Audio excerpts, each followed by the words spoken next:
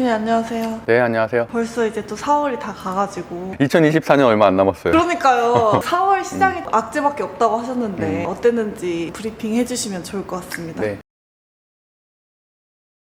4월 초의 시장은 모든 이동평균선을 이탈한 상태였고, 특히나 반도체 비중을 4월 초부터 NDBI의 고점 신호가 분명히 나와서 반도체 비중을 20% 이하로 줄였다는 말씀도 많이 드렸었거든요. 그 동안에 3월 달까지는 제가 반도체 비중이 거의 50%에 육박했었습니다. 하지만 그런 것들을 20% 이하, 현재는 한 10%도 되지 않아요. 전체 비중에서. 그 정도로 반도체를 많이 줄였고, 시장 악재들이 굉장히 많았잖아요. FOMC 회의 이후에 금리 인하의 지연, 이스라엘과 이란의 전쟁 가능성, 여러 가지 실적 부진들, ASML 같은 반도체 장비주의 어닝 쇼크, 다양한 악재들이 있었기 때문에 당연히 현재 상황은 시장이 좋은 게 없다. 다만 그때도 제가 말씀드렸던 부분은 미국의 실적 시즌이 지금이잖아요. 4월 둘째 주부터 5월 첫째 주까지인데, 그때까지 실적이 좋게 나오게 된다면 반등할 수는 있겠지만, 어쨌든 주가 하락의 근본적인 원인인 금리 인하의 지연은 상당히 문제다. 특히나 금리 인상에 대한 가능성까지 나오면서 주가가 굉장히 급락한 측면이 있었거든요. 제가 보통 한 달에 1억 정도 시드를 쓰고 있는데 현재는 2, 3천밖에 안 썼습니다. 4월 달 내내. 그만큼 제가 시장이 위험하다고 느끼고 있고, 최근에 지수가 보시는 것처럼 4월 19일에 마이너스 3%까지 굉장히 급락을 했었다가 아랫꼬리를 달면서 그 이후부터 상승하는 추세인데, 중요한 건 뭐냐면 저는 계속 시장을 버티고 있다라고 표현을 하는데, 그 이유가 사실 이 구간에서 결국에는 4월 초부터 4월 둘째 주까지 시장이 무너지는데 걸린 시간은 불과 2주밖에 되지 않습니다. 지수의 이동평균선이라는 거는 큰 지지가 될 수 있는데 그게 굉장히 무색할 정도로 그냥 한순간에 무너졌거든요. NDBI 잭슨한 CEO의 삼성전자 HBM 발언 이후로 6월 초부터 급등했었던 반도체의 거품이 꺼졌다라고 저는 생각을 하고 있고요. 에코프로 같은 배터리 장수의 거품이 무너지는 것을 이미 작년에 경험을 했기 때문에 똑같은 실수를 절대 반복해서는 안 된다. 특히나 최근에 반도체 일부 종목들, 유리기판의 필옵틱스라든지 삼성전자가 2대 주주인 YIK라든지 이런 일부 종목들, 또는 코미코라든지 실적이 좋은 일부 종목들은 상승을 추가적으로 했지만, 그럼에도 불구하고 대부분의 반도체 종목들이 고점 대비해서 현재 마이너스 30%에서 40% 정도 하락을 했습니다. 불과 한 달 사이에 그 정도 하락을 한 거고, 특히나 저희도 작년에 많이 매매를 했었던 HP, SP 같은 경우는 물론 개별 악재도 있었지만 고점 대비해서 거의 40% 이상 하락을 했거든요. 그런 것들을 보면 분명히 반도체의 조정은 계속되고 있고 기간 조정 중이다라는 표현을 좀 드리고 싶어요. 이렇게 지수가 4월 19일부터 4월 30일 어제까지 생각보다는 좀 많이 올랐거든요. 많이 올랐음에도 불구하고 삼성전자의 주가는 전혀 회복되지 못했습니다. 4월 8일부터 어제까지도 계속 하락을 하고 있고 현재는 조금 횡보하는 구간이에요. 반등을 하지 못했다는 얘기거든요. 그만큼 반도체 대표주가 시세가 꺾였다는 얘기는 중소형주 반도체들도 당연히 시세가 꺾인 겁니다. 그렇기 때문에 제가 최근에는 추천했었던 종목들은 성장주가 아닌 가치주였죠. 금리 인하의 지연은 성장주가 꺾인다는 얘기고, 성장주가 꺾인다는 얘기는 경기 민감주인 가치주들이 상승할 가능성이 있기 때문에 저 PBR 종목인 하나금융지주 또는 KB금융 같은 것들이 일부 반등을 했었고, 기아자동차, 현대자동차, 그리고 제가 많이 추천했었던 화장품주들은 난리가 났거든요. 어저께도 굉장한 급등을 했습니다. 아모레퍼시픽 8%, LG생활건강 5%, 그리고 우리 종목이었었던 코스맥스 3%, 펌텍코리아 3%, 본느 7% 이런 식으로 화장품주들은 이미 3월 말부터 제가 많이 추천을 했었고, 한 달 동안 거의 30-40%씩 상승한 종목들이 굉장히 많습니다. 작년 7월부터 올해 3월까지의 주도주였던 반도체가 시세가 꺾이고 있다는 얘기는 주도주 섹터가 현재 없는 상황이기 때문에 방산이라든지 화장품이라든지 실적이 좋은, 또는 조선이라든지 이렇게 업황이 좀 기대되는 종목들로 포트폴리오를 재구성하는 것이 상당히 중요하다라는 말씀을 좀 드리고 싶습니다. 매달 하는 수익 인증을 해야 되는데 지금 젊은 부자들 방송한 이후로는 항상 MTS 녹화 인증을 했잖아요. 그전에는 캡처 인증을 사실 법학자 운운위에서는 계속 했었는데, 캡처 인증 같은 경우 조작이 가능하잖아요. 포토샵이나 이런 간단한 걸로도. 그렇기 때문에 항상 MTS를 녹화해서 그렇게 매달 하고 있습니다. 4월 초부터 계속 방송했을 때부터 1,000만 원 이상 손절을 했다라는 식으로 말씀을 드렸었고, 정리를 해보면은 보시는 것처럼 약 한 2,500 정도 손절을 했는데 1,500 정도는 복구를 했거든요. 그래서 마지막에는 한 마이너스 1,000 정도로 마무리가 됐습니다. 뼈 아픈 것들 중에 하나가 광명전기나 하나오션 같은 종목인데, 하나오션 같은 경우는 사실 손절하고 나서 30% 가까이 올랐거든요. 그때는 어쩔 수가 없는 게 제가 신용미수를 쓰고 있기 때문에 제 손절 기준이 10% 내외에 있는 종목들도 다 그냥 정리를 했었습니다. TNL 같은 경우도 정리했었고, 하지만 4월 18일부터 어저께까지는 1,000만 원 가까이 이제 수익을 계속 냈거든요. 거의 매일 수익을 내고, 그만큼 지수가 가장 중요하다는 얘기입니다. 4월 18일부터 수익을 냈다고 말씀드렸잖아요. 그때 지수 차트를 정확하게 보면은 이 시점부터입니다. 반등하는 시점부터 당연히 수익을 낸 거예요. 반대로 폭락할 때는 저라고 별 수 있겠어요. 폭락의 초반인 4월 초부터 저는 비중을 줄이겠다고 말씀드렸고, 그러고 나서 지수가 거의 7-8%가 하락하는 급락이 나왔기 때문에 제가 신용미수를 쓰는 종목들이 있어서 테마주 같은 것들을 빠르게 정리를 했거든요. 그렇게 해서 현금 확보를 하고 또 SK D&D 인적 분할로 가지고 있었던 이런 것들 정리하고 간단하게 결론적으로 말씀드리면은 당연히 상승할 때 더 많은 돈을 벌어야 되고 하락장 때는 빠르게 손절을 해서 그 피해를 줄이는 것이 정답이지, 하락장에서 상승하는 테마주들도 물론 있긴 있어요. 뭐 금리 인상 수혜주라든지 뭐 이런 것들이 있는데 굳이 그런 종목을 매매해서 내가 적은 확률 2,400개 종목 중에서 2,200개가 매일매일 하락한 장에서 그 안에서 막 상승하는 종목을 찾기 위해 공부를 하고 매일매일 차트를 보고 돌려가면서 매매를 하고 있다? 그 행위 자체가 저는 굉장히 위험한 행동이고 특히나 초보자들은 절대 해서는 안 되는 행위라고 생각하고 있습니다. 지수 이동평균선이 5일선을 이탈한다든지 21선을 이탈한다든지 데드크로스가 났다든지 역배열로 됐다는 거는 장기 하락 추세로 될 가능성이 상당히 높다는 얘기거든요. 그런 시그널이 있을 때마다 비중을 줄여나가고 완전히 역배열이 되면 그때는 공부만 하면 되지 절대 매매를 해서는 안 됩니다. 도파민 중독 때문에 못 참겠다 그러면은 한 주씩만 사면 됩니다. 한 주씩 사서 공부만 하면 된다라는 말씀을 좀 드리고 싶습니다. 5월에는 어떻게 대비를 하면 좋을지도.